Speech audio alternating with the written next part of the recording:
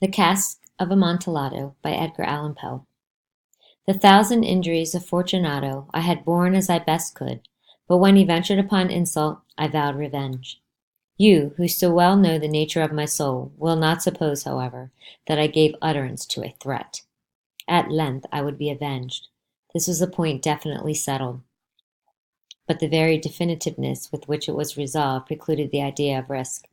I must not only punish, but punish with impunity. A wrong is unredressed when retribution overtakes its redresser.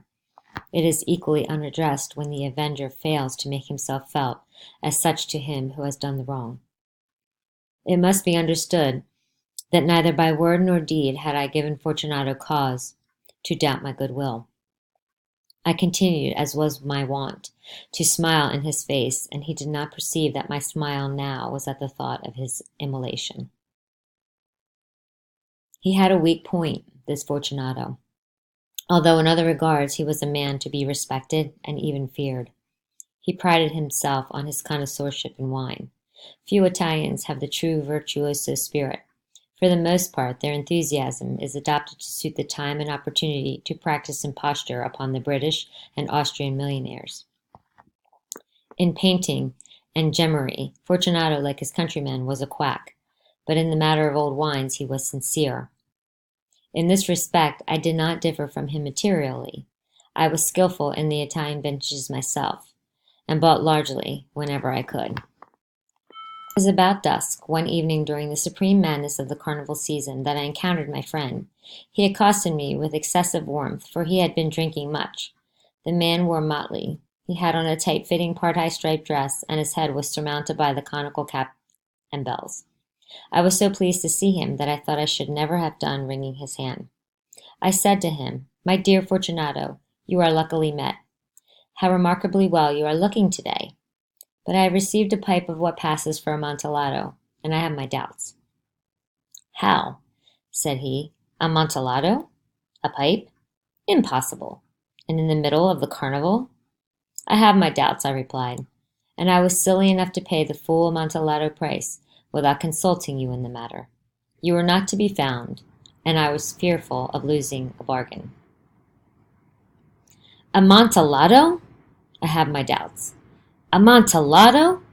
And I must satisfy them. Amontillado? As you are engaged, I am on my way to Lucasai. If anyone has a critical turn, it is he. He will tell me. Lucasai cannot tell Amontillado from sherry. And yet some fools will have it that his taste is a match for your own. Come, let us go. Whither? To your vaults. My friend, no. I will not impose upon your good nature. I perceive you have an engagement, Lucasai. I have no engagement. Come. My friend, no. It is not the engagement, but the severe cold with which I perceive you are afflicted. The vaults are insufferably damp. They are encrusted with nitre. Let us go, nevertheless. The cold is merely nothing. Amontillado, you have been imposed upon, and as for Lucasai, he cannot distinguish sherry from Amontillado. Thus speaking, Fortunato possessed himself of my arm. Putting on a mask of black silk and drawing a roquelaire closely about my person, I suffered him to hurry me to my palazzo. There were no attendants at home. They had absconded to make merry in honor of the time. I had told them that I should not return until the morning, and had given them explicit orders not to stir from the house. These orders were sufficient, I well knew, to ensure their immediate disappearance, one and all, as soon as my back was turned. I took from their sconces 2 flambeaux, and giving one to Fortunato, bowed him through several suites of rooms to the archway that led into the vaults. I passed down a long and winding staircase, requesting him to be cautious as he followed. We came at length to the foot of the descent, and stood together on the damp ground of the catacombs of the Montresors. The gait of my friend was unsteady, and the bells upon his cap jingled as he strode. "The pipe," said he. "It is further on," said I, "but observe the white webwork which gleams from these cavern walls." He turned towards me and looked into my eyes with 2 filmy orbs that distilled their rheum of intoxication. "Nitre?" he asked at length. "Nitre," I replied. "How long have you had that cough?"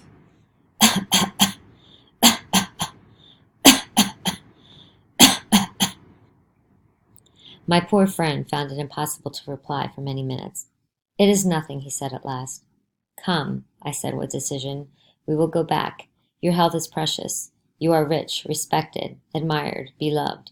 You are happy as once I was. You are a man to be missed. For me it is no matter. We will go back. You will be ill, and I cannot be responsible. Besides, there is Lucasite." "Enough," he said. "The cough is a mere nothing. It will not kill me. I shall not die of a cough." "True, true," I replied, "and indeed I had no intention of alarming you unnecessarily, but you should use all proper caution. A draught of this metic will defend us from the damps." Here I knocked off the neck of a bottle which I drew from a long row of its fellows that lay upon the mould. "Drink," I said, presenting him the wine. He raised it to his lips with a leer. He paused and nodded to me familiarly while his bells jingled. "I drink," he said, "to the buried that repose around us, and I to your long life." He again took my arm and we proceeded. "These vaults," he said, "are extensive." "The Montresors," I replied, "were a great numerous family. I forget your arms." "A huge human foot d'or in a field azure. The foot crushes a serpent rampant, whose fangs are embedded in the heel." "And the motto?" "Nemo me impune lascit." "Good," he said. The wine sparkled in his eyes and the bells jingled. My own fancy grew warm with the metic. We had passed through walls of piled bones with casks and puncheons intermingling into the inmost recesses of the catacombs. I paused again, and this time I made bold to seize Fortunato by an arm above the elbow. "The nitre, I see," I said. "See, it increases. It hangs like moss upon the vaults. We are below the river's bed. The drops of moisture trickle among the bones. Come, we will go back ere it is too late. Your cough." "It is nothing," he said. "Let us go on. But first, another draught of the metic." I broke and reached him a flagon of de Grava. He emptied it out of breath. His eyes flashed with a fierce light. He laughed and threw the bottle upwards with a gesticulation I did not understand. I looked at him in surprise. He repeated the movement, a grotesque one. "You do not comprehend?" he said. "Not I," replied. "Then you are not of the Brotherhood." "How?" "You are not of the Masons." "Yes, yes," I said. "Yes, yes." "You? Impossible." "A Mason?" "A Mason," I replied. "A sign," he said.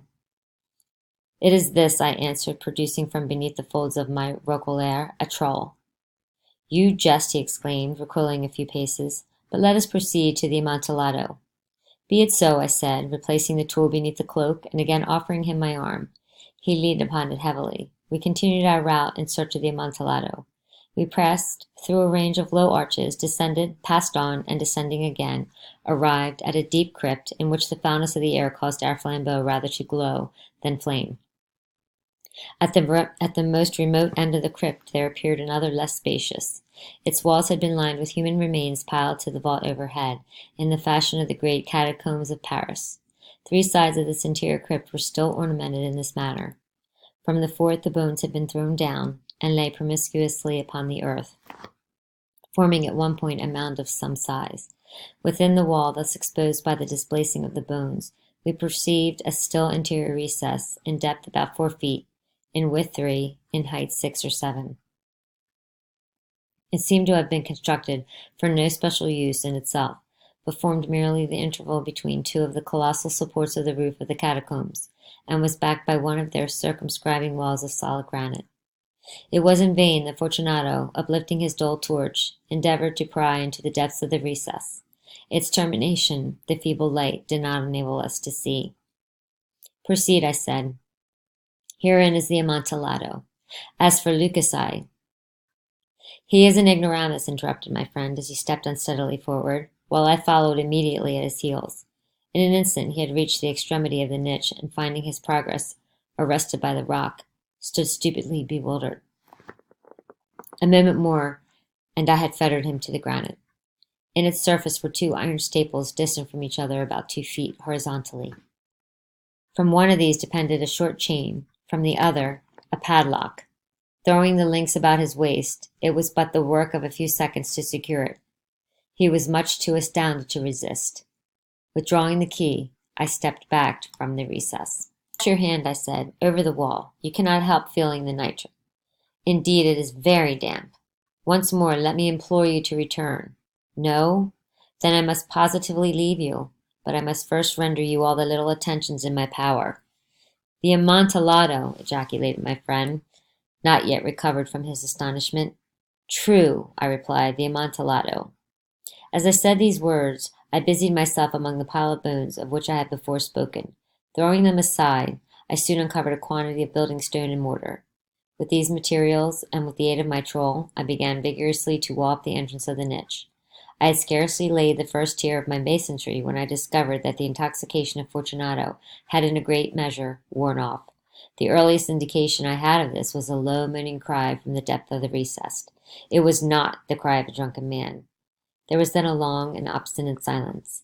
I laid the second tier, and the third, and the fourth, and then I heard the furious vibrations of the chain.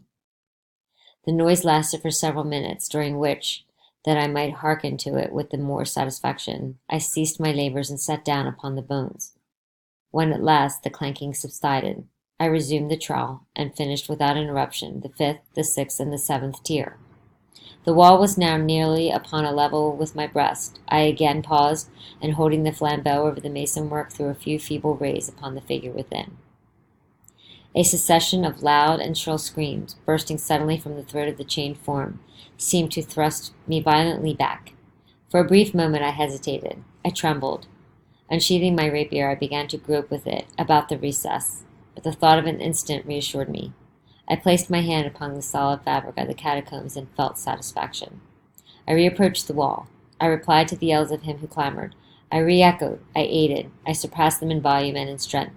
I did this, and the clamorer grew still. It was now midnight, and my task was drawing to a close. I had completed the 8th, the 9th, and the 10th tier. I had finished a portion of the last and the 11th. There remained but a single stone to be fitted and plastered in. I struggled with its weight. I placed it partially in its destined position. But now there came from out the niche a low laugh that erected the hairs upon my head. It was succeeded by a sad voice, which I had difficulty in recognizing as that of the noble Fortunato. The voice said, "Ha ha ha, he he, a very good joke indeed, an excellent jest. We will have many a rich laugh about it at the palazzo. Ha ha ha, over our wine. Ha ha ha."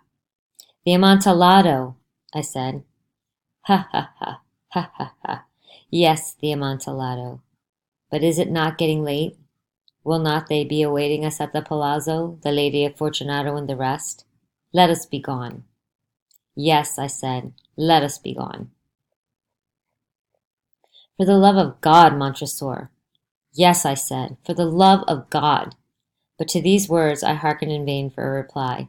I grew impatient. I called aloud. "Fortunato?" Answer still. I thrust a torch through the remaining aperture, and let it fall within. There came forth in return only a jingling of the bells. My heart grew sick, on account of the dampness of the catacombs. I hastened to make an end of my labor. I forced the last stone into its position. I plastered it up. Against the new masonry I re-erected the old rampart of bones. For the half of a century no mortal has disturbed them. In pace requiescat.